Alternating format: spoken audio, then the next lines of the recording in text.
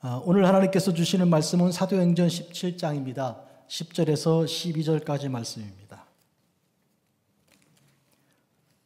밤에 형제들이 곧 바울과 실라를 베레아로 보내니 그들이 이르러 유대인의 회당에 들어가니라.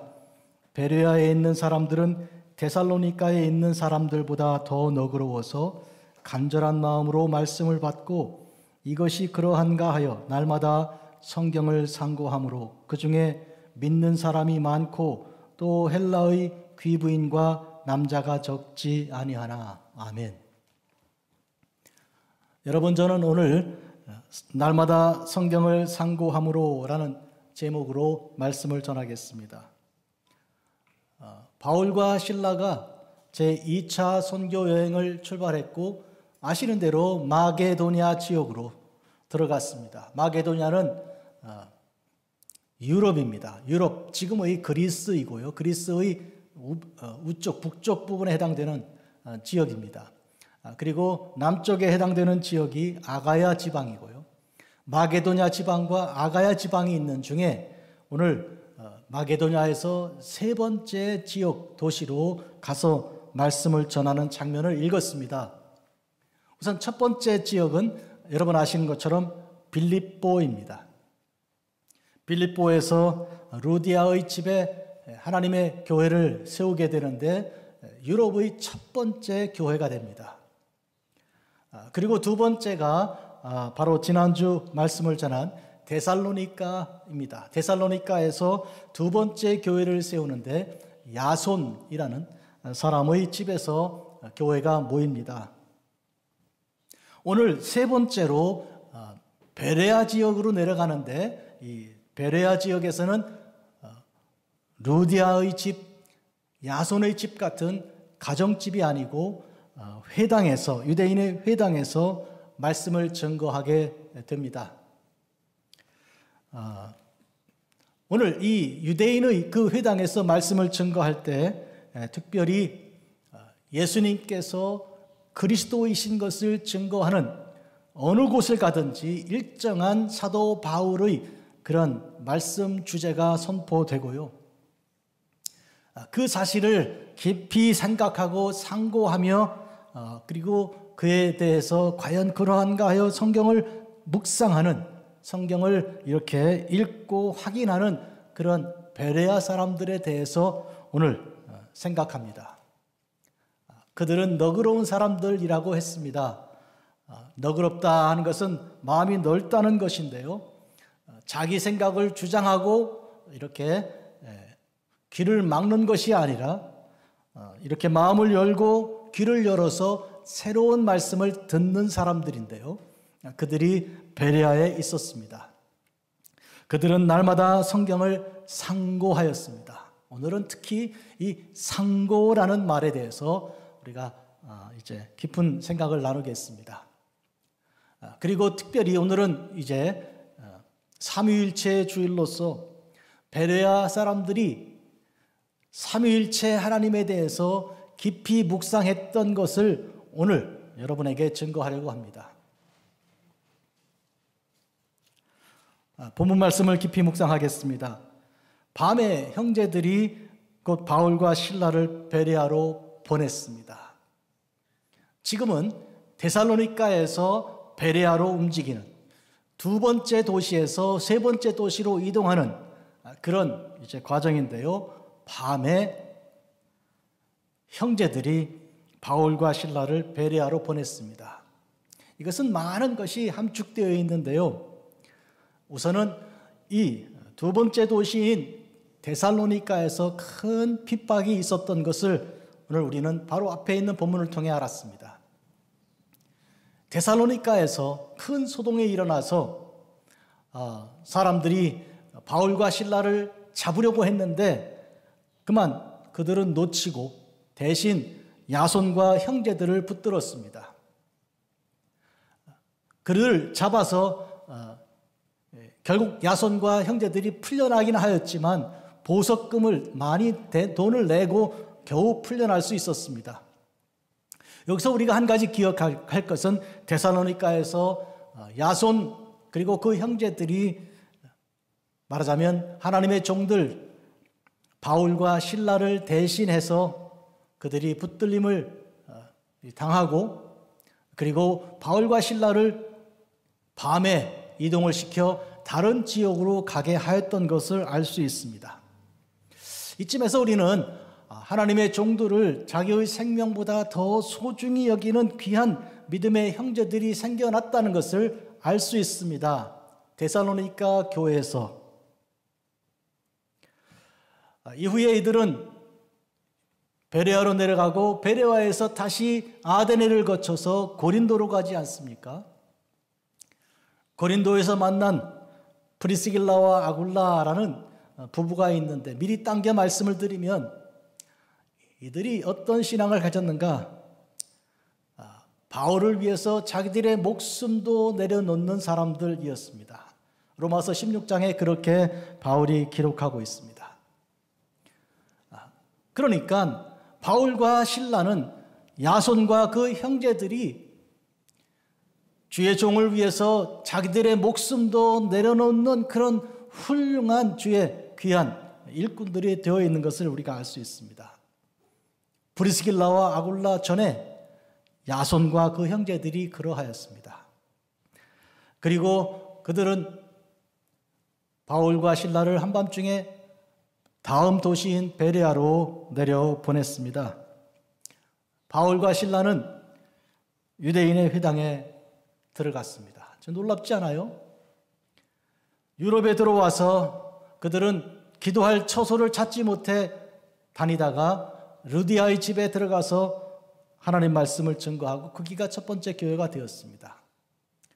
그 다음에 여러분 아시는 대로 빌립보 복음을 증거하다가 거기서 귀신 들린 여종을 고치고 귀신에서 해방을 시키고 복음을 증거하였는데, 그 일이 그 주인들에게 아주 미움을 사게 되어서 결국 감옥에 갇히는 일이 생겼고요.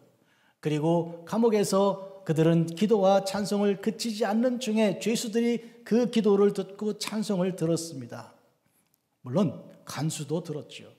지진이 일어나고 하나님께서 옥문을 다 깨뜨리시고 묶은 것을 다 풀어주셨는데, 바울과 실라는 그들을 거기 있는 그 간수를 복음을 전하여 구원하는 그 귀한 사명을, 예수 그리스도를 위하여 예수님의 복음을 증거하는 일을 위하여 도망치는 기회로 삼지 않았습니다. 해서 간수가 그의 집과 그와 모두가 다 세례받고 구원받은 일입니다. 그리고 데살로니가로 왔는데 데살로니가에서 또 핍박을 당하였습니다. 주로 유대인들이 그렇게 핍박을 하는 것입니다. 유대인들은 성경을 가진 사람들이요, 그들은 아브라함과 이삭과 야곱의 자손들인데요, 어째서 예수 믿는 사람들을 그렇게 핍박합니까? 어째서 심지어 바울을 죽이기 전에 먹지도 자지도 않겠다는 결심한 사람들이 수십 명에 이를 정도로 이와 같이 바울은 쫓기는 그런 모습을 우리가 볼 수 있습니다. 선교 1차, 2차 선교, 3차 선교 여행에서 바울이 움직이는 동선을 가만히 보면 어떻게 보면 자기가 판단하여 다음 길로 가는 것보다는 이렇게 쫓겨 한밤중에 움직이는 것처럼 그런 동선, 그 흐름을 우리가 볼 수 있습니다. 왜 유대인들이 이렇게 하나님의 교회와 예수 그리스도를 믿는 자들을 핍박합니까? 이것은 바울의 인생을 잠깐 돌아보면 우리가 알 수 있습니다. 바울 자신도 사울로 불릴 때 교회를 싫어했고 예수 믿는 사람들을 극히 미워하였습니다. 그래서 스데반을 돌로 쳐 죽이는 일에 맨 앞장섰던 일이 있고요. 또 권세를 받아서 예루살렘 지역만 아니고 심지어 다메섹까지 올라가서 사람들을, 숨어있는 그리스도인들을 잡아다가 예루살렘으로 끌어오려는 그런 사명까지도 받은 자였습니다. 그러나 그가 예수님 만났을 때 그가 변화된 것입니다. 한마디로 말하면 유대인들은 하나님을 알지만 그러나 예수님을 모릅니다.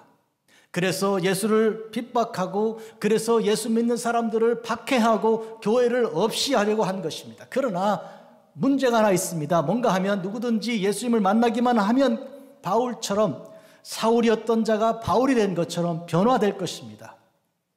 이런 놀라운 변화의 역사를 증거하고 또 선포하기 위해서 바울이 부르심을 받은 것입니다.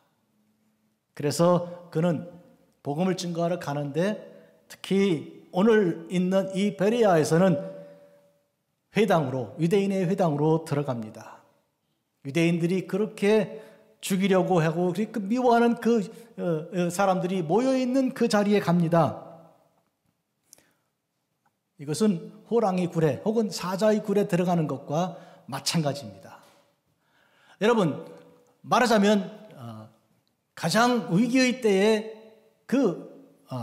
굴로 들어가는 것인데, 그러나 이것은 또 다른 의미에서 하나의 기회가 될 수 있습니다. 뭔가 하면 그들은 그래도 성경을 가지고 있는 사람들이요, 그리고 그들은 그래도 하나님을 아는 사람들이기 때문에 깨우쳐 가르치기만 하면 그들은 변화될 수 있습니다. 거기까지가 문제인데요, 말씀을 잘 가르치고 그들이 배울 수 있도록만 해주면 되는 것입니다. 그러니까 이것은 일종의 양날의 칼 비슷한 것입니다. 위험하지만 하나의 기회가 되는 것이죠. 회당이라는 데가, 그리고 유대인이라는 사람들이. 그래서 바울은 그렇게 들어간 것입니다. 이전에 그는 관례를 따라 회당에 들어갔다 그랬는데, 관례란 자기가 그런 계획을 세운 것입니다. 아니, 성령께서 그렇게 주장하여 역사하신 것입니다. 그러니까 때를 얻든지 못 얻든지, 그들이 환영하든지 하지 않든지 관계하지 않고 가서 말씀을 증거하고 전한 것입니다.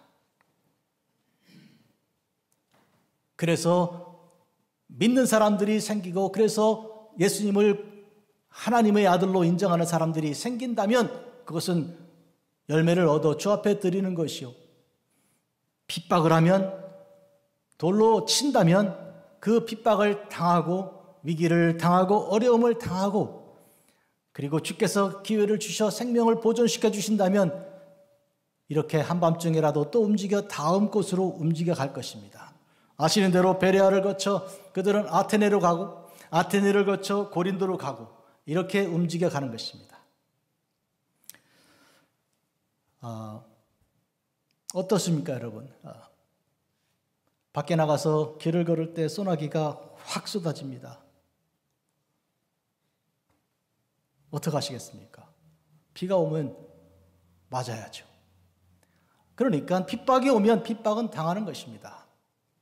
주께서 피할 길을 주시면 피하는 것이지만, 그러나 그것이 아니면 거기서 순교하는 것입니다. 아, 여기가 내가 마지막 복음을 증거할 곳이구나. 그것이 바울과 실라의 태도였습니다. 비가 오면 맞는다. 핍박이 오면 당한다. 그러나 주께서 기회를 주시면 복음을 전한다.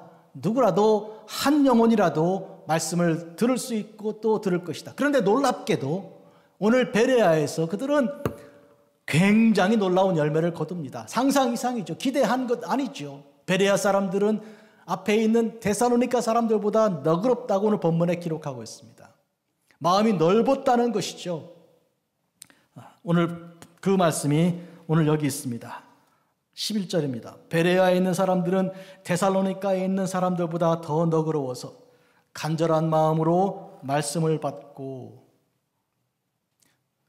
그들이 너그러웠다는 것은 간절한 마음이 있었다는 것을 말하는 것입니다. 너그럽다는 것은 인간적으로 그들이 마음이 넓었다는 것 아니고 그 속에 간절함이 있었다는 거예요. 이 간절함의 특징은 뭔가 하면 주님께서 산상수훈에서 첫 번째 복으로 말씀하신 심령이 가난한 자, 심령이 가난하여 주님의 그 은혜를 간절히 구하고 사모하되 마치 목마른 사슴이 시냇물을 따라 달려가는 그런 간절함입니다.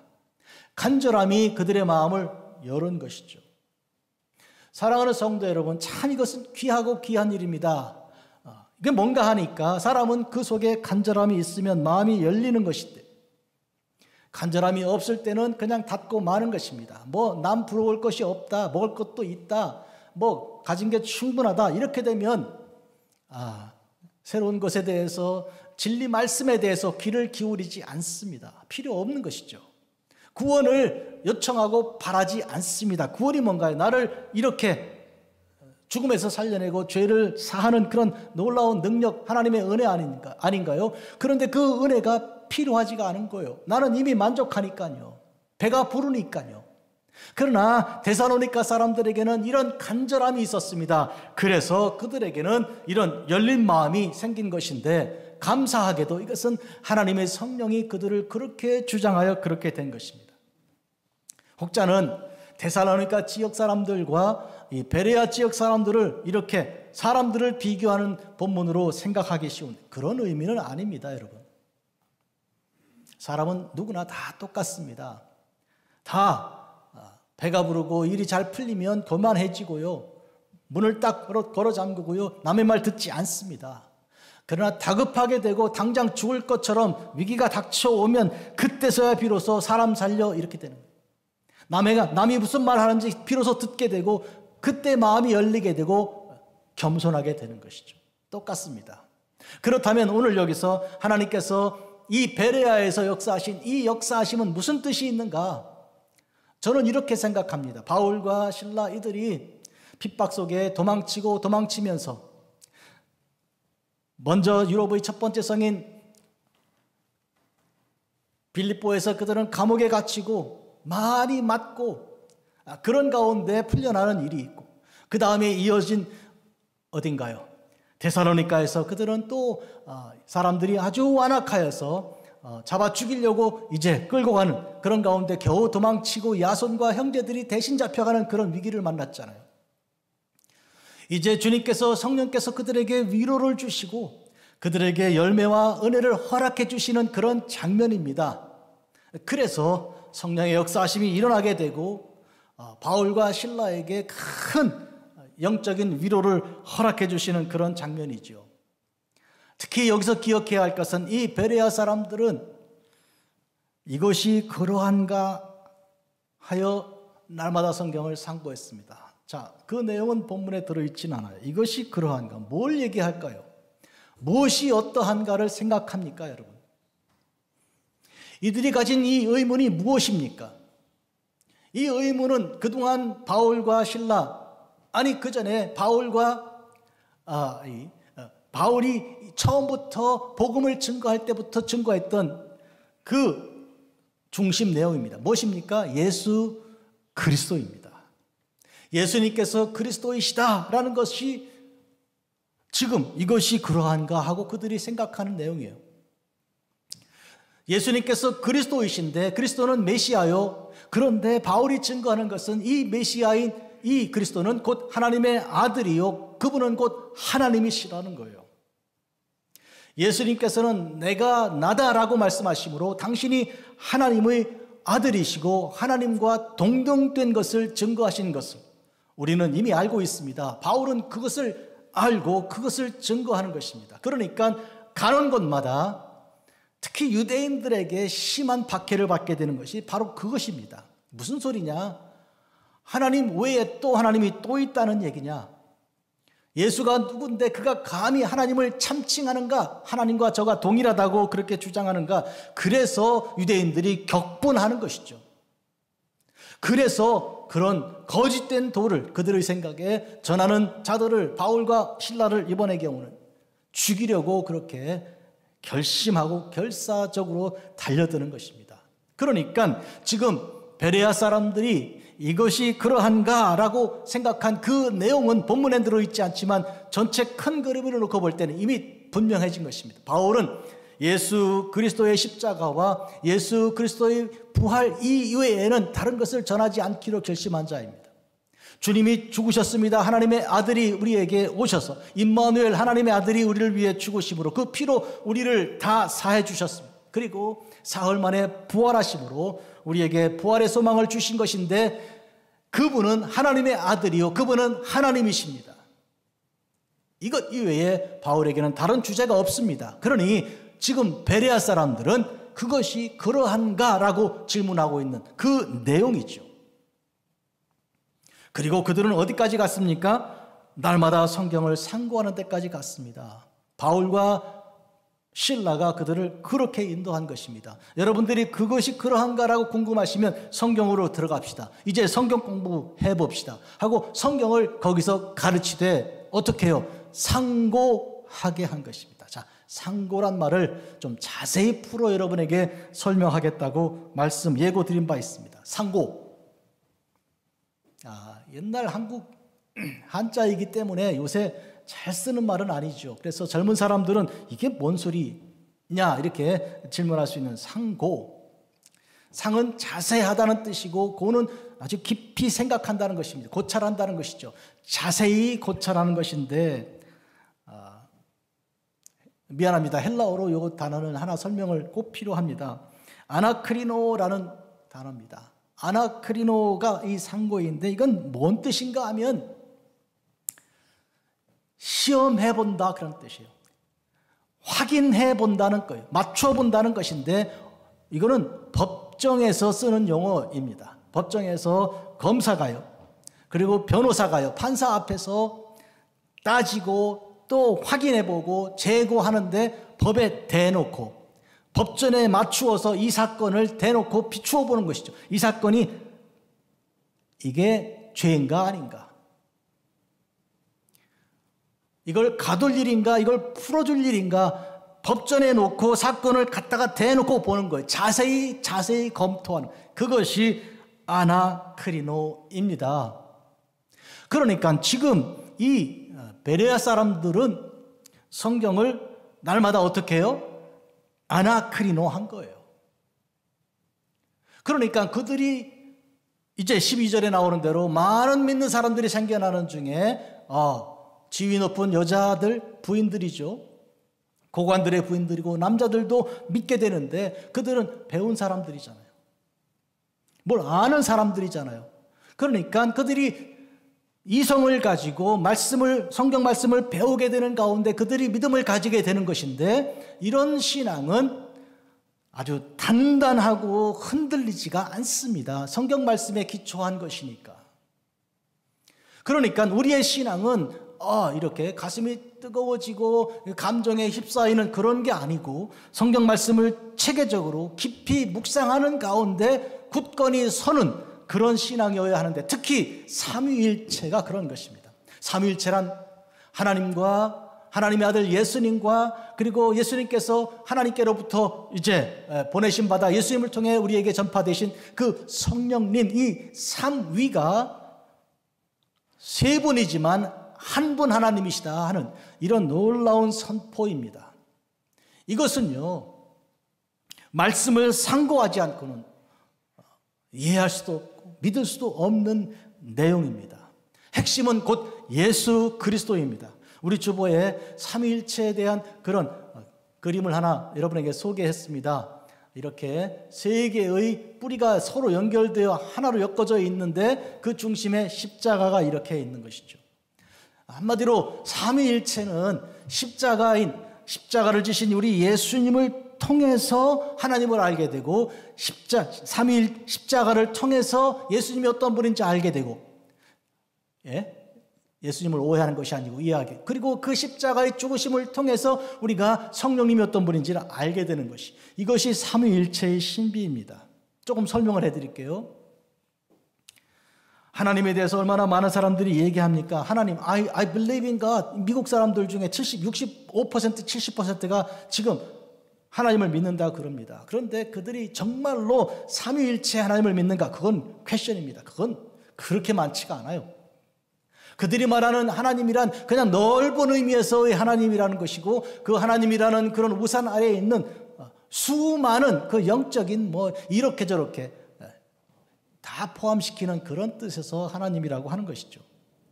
그러나 우리가 삼위일체로서의 하나님은 예수 그리스도의 아버지로서 예수님을 이 땅에 보내신 창조주이시며 구원주이신 하나님 이렇게 되어야 되는 것이죠. 즉 예수님을 중심으로 얘기하면 하나님이 하나님인 것이죠. 이전에 하나님에 대해서 많이 말하는 영화를 보고 온 어떤 성도가 저에게 이야기했습니다. 목사님 God 수많이 얘기하는데 이 갓이 성경에서 나온 갓을 말하는지 아닌지 전혀 알 수가 없었다고.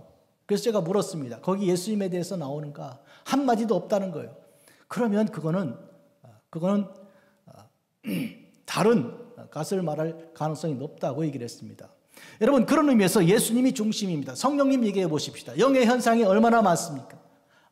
누가 영을 부른다 이런 말도 하고 이렇게. 그런데 진짜 영은 예수 그리스도께서 보내신 보혜사 성령인 것입니다. 그러니까 영을 분별하라고 했을 때 그 영의 분별의 초점은 예수 그리스도이십니다. 아시죠? 요한일서 4장에 세상에 수많은 영들이 나왔는데 다 믿지 마라, 분별하라. 예수 그리스도께서 육신으로 오신 것을 믿는 영마다 참영이라고.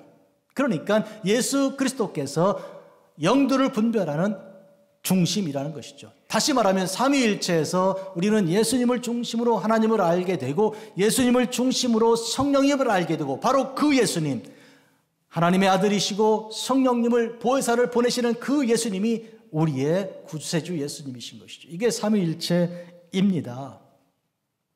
이와 같은 것을 증거하고 선포한 것이 바울과 실라요. 베레아 사람들은 너그러워서 간절한 마음으로 그것이 그러한가, 이것이 그러한가에 날마다 성경을 상고했습니다. 그들이 간절한 마음을 가지게 됐던 것은 그들은 구원을 필요로 한 자입니다. 마치 애굽 땅에 있었던 이스라엘 사람들처럼 하나님께 부르짖어서 구원을 기다린 그런 사람들이 베레아에 있었던 것이죠. 그들이 바울과 실라의 지도를 받아서 그들이 성경으로 방향을 틀어 성경 말씀을 날마다 상고한 것이죠. 날마다 상고한 것이죠. 사랑하는 성도 여러분, 우리가 복음을 전할 사명을 받은 사람들입니다. 그렇다면 우리가 전하는 메시지 설교나 그 밖에 어떤 그런 모임으로 그들을 멈추게 하지 말고 그들이 성경으로 가도록 도와줘야 됩니다.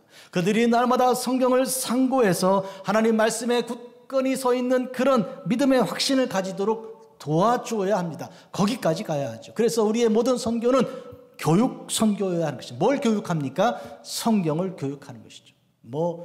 건물을 짓되 우물을 파주고 또 학교 건물도 짓고 병원도 짓는 거 다 좋은 일이지만 그러나 정말 중요한 것은 예수님을 전해야 되는 것이죠. 그들에게 예수님이 계셔야 그들이 비로소 온 세상은 마치 신이 하나 있는데 그 신 안에 다 울타리 안에 다 들어온다는 그런 유니테리안 같은 생각에서 벗어나 그 우상이고 그건 거짓된 것이죠. 이것은 그 다음에 내려가는 곳이 아텐인데 아텐에서 바울이 그런 사람들을 만나서 복음을 전하는 장면이 바로 다음 주 예정되어 있습니다.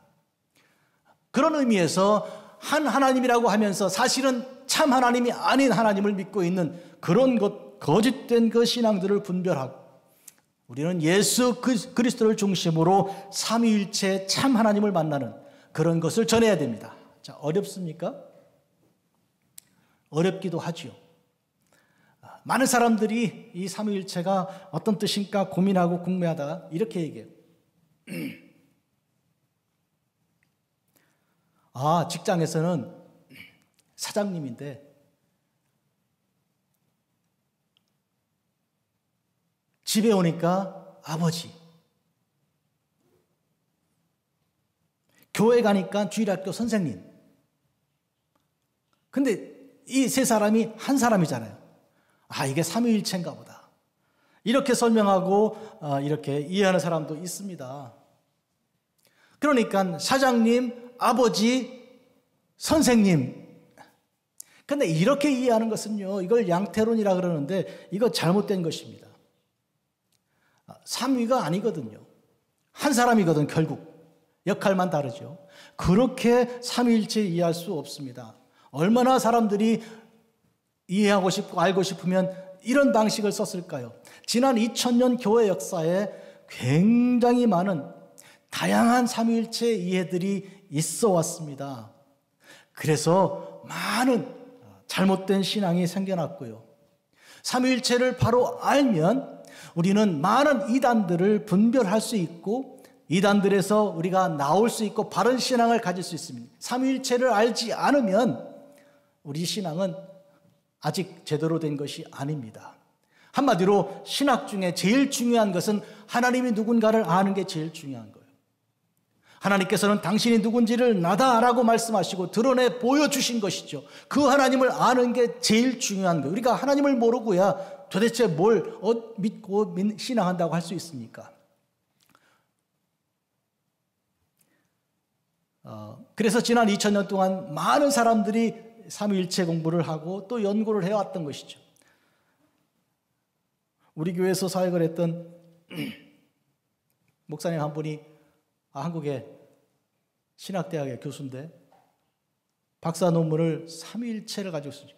한 7, 8년 박사 공부하는 동안 내내 삼위일체만 가지고 연구해서 논문을 쓰고 지금 교수가 돼서 삼위일체를 중심으로 가르치는 거예요.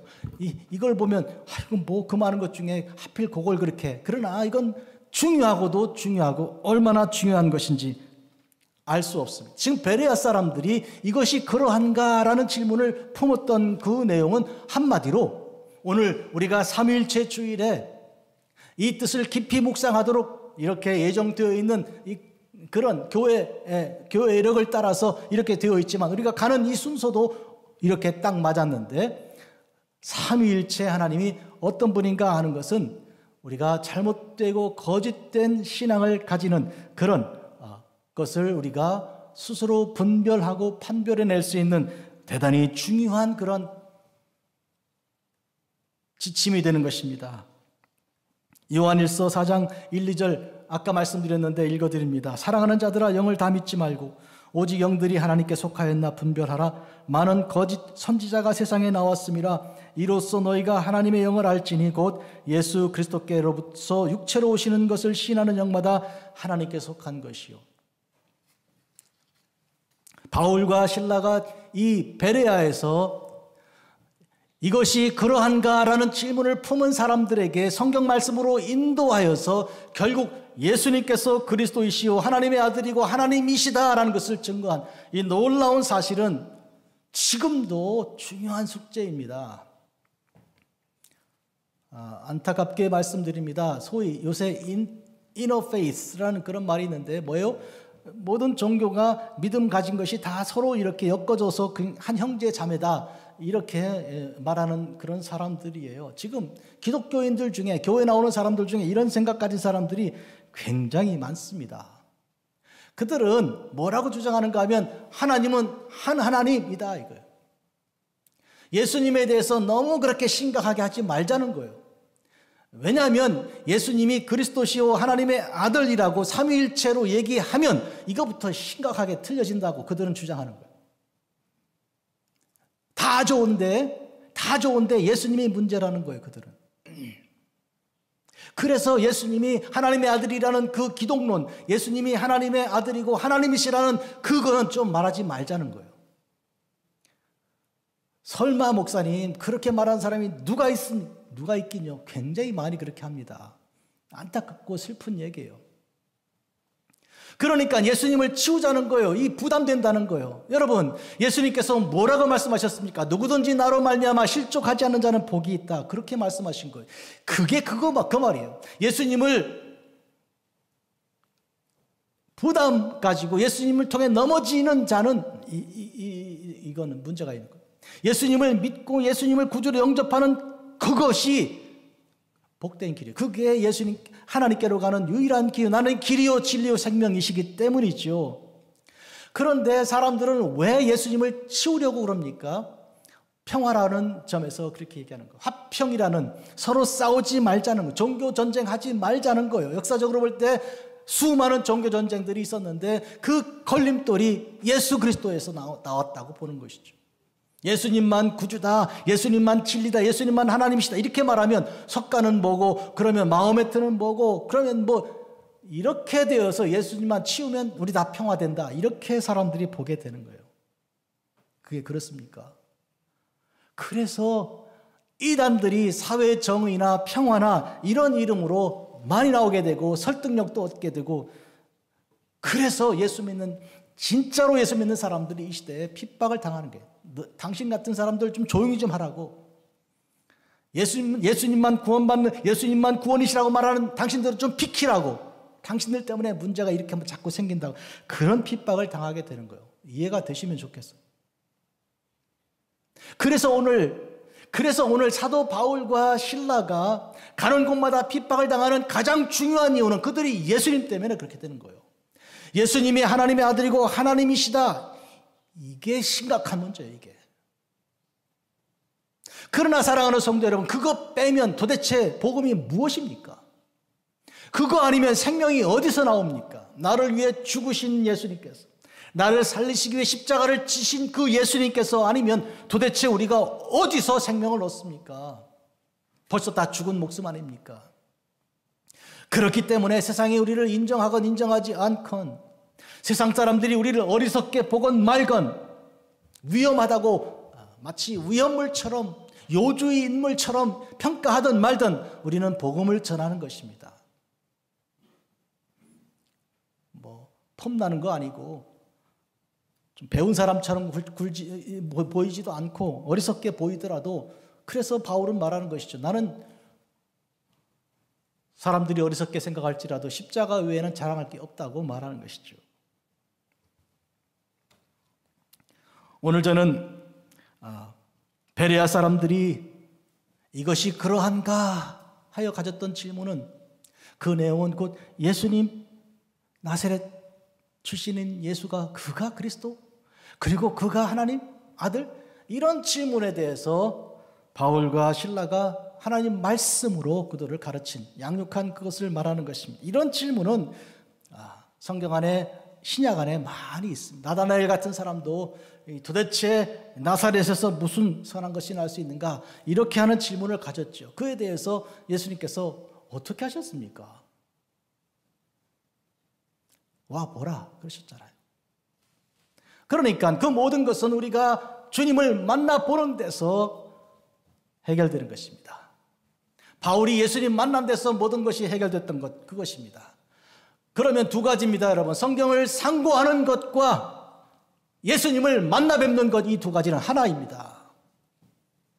이 두 가지가 하나라는 것을 우리가 오늘 말씀 결론으로 드립니다. 우리가 예수님을 만나는 것과 성경을 상고하는 것 두 개는 서로 다른 얘기가 아니요, 이것은 하나요. 예수님을 만나기 위해서는 성경으로 가야 되고, 성경을 읽을 때는 예수님을 만나야 되는 거예요. 무슨 역사책이나 문학책이나 이렇게 읽으시는 게 아니고.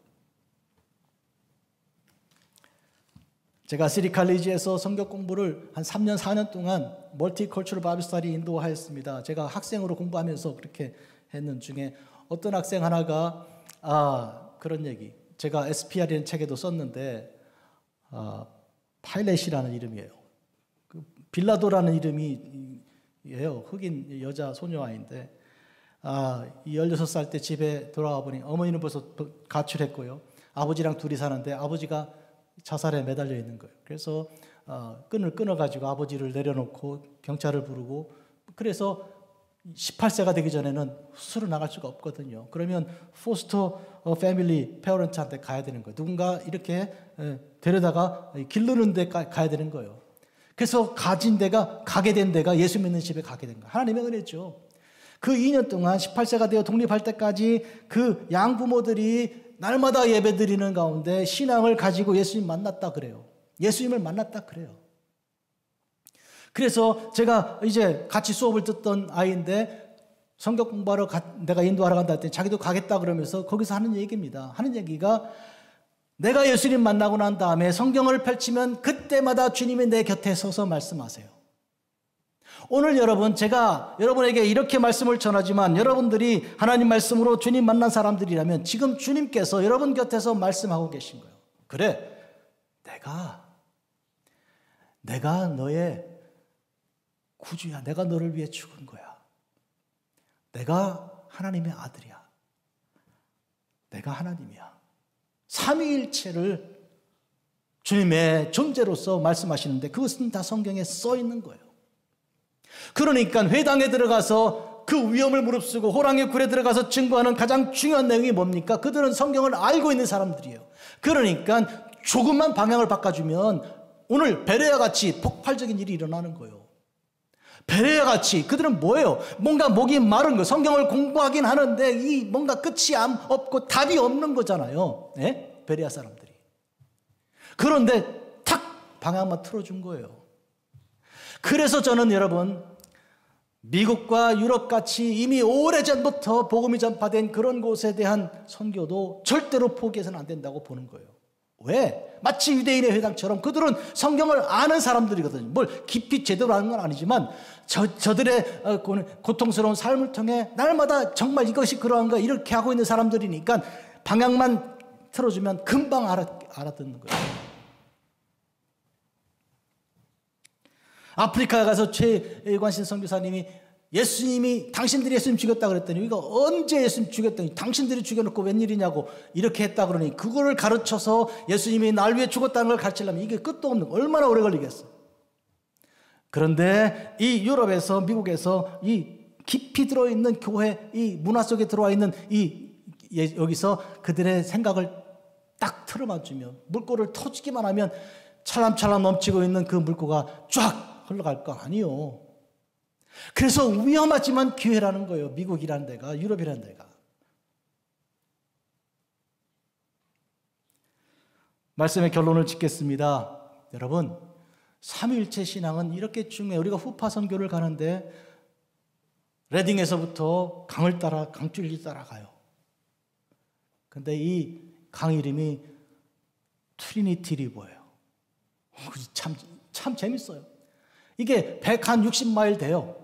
160마일이 얼마나 길인가 하면 우리나라 서쪽 끝에서 동쪽 끝까지 가는 거리가 160마일쯤 됩니다. 그 길이를 강이 흘러가는 거예요. 강줄기를. 그 중간에 후파가 딱 자리 잡고 있는 거예요. 그래서 저는 오갈 때마다 이 강이 트리니티 강이야. 누가 지었는지 모르지만 이 성부와 성자와 성령 하나님께서 역사하시는 그 놀라운 그런 강줄기, 이 생명의 강줄기를 온 세상이 마셔야 될 텐데 이러면서 기쁜 마음으로 가고 있습니다. 사랑하는 성도 여러분, 초점은 예수 그리스도이십니다. 예수님은 인간도 아니고 그냥 선지자도 아니고 성인 중에 한 사람도 아닙니다. 하나님의 아들이고 하나님이십니다. 예수님을 믿어야 합니다. 사람들이 싫어하건 말건 예수님을 믿고 예수님을 만나고 성경 말씀을 우리가 제대로 공부하고 영생이 우리에게 있습니다. 기도하겠습니다. 거룩하고 자비로우신 아버지 하나님, 우리는 주님을 믿습니다. 예수님이 구세주이신 것을 그리고 하나님의 아들이고 하나님이신 것을 믿습니다. 삼위일체 하나님이신 줄을 분명히 믿습니다. 이것을 저희들에게 가르쳐 주시고 또한 이것을 세상 사람들에게 전파할 수 있도록 축복하여 주옵소서. 땅끝까지 파송하신 주님께서 내가 너에게 분부한 것을 가르쳐 지키게 하라고 말씀하셨으니 아버지와 아들과 성령의 이름으로 세례를 주라고 하셨으니 삼위일체 하나님의 이름으로 세례를 베푸는 그런 거룩한 하나님의 종들 되고 가르치는 귀한 하나님의 종들 되도록 우리를 축복하옵소서. 예수님의 이름으로 기도합니다.